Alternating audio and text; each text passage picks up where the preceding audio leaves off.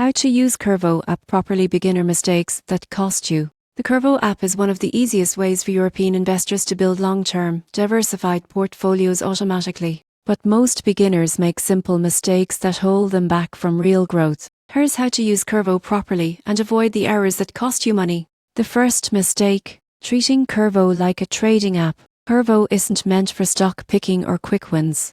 It's designed for passive, long-term investing using index funds that track global markets. If you chase short-term performance, you miss the compounding effect that makes this app powerful. Next, many users forget to set clear goals. Curvo's strength is its goal-based investing, whether that's retirement, a home purchase, or long-term savings. Without defining your goal, you won't get an optimized plan that matches your time horizon and risk tolerance. Another costly mistake is stopping contributions when markets drop. Most people panic during downturns, but that's when new contributions buy more shares at a discount. The smartest Curvo users automate monthly deposits and stay consistent through ups and downs. Pro tip: regularly review your portfolio in the app, but resist the urge to tweak it. Curvo automatically rebalances your investments to keep risk levels stable, so manual adjustments can throw off your entire plan. And here's the surprising truth: the best Curvo investors do less, not more.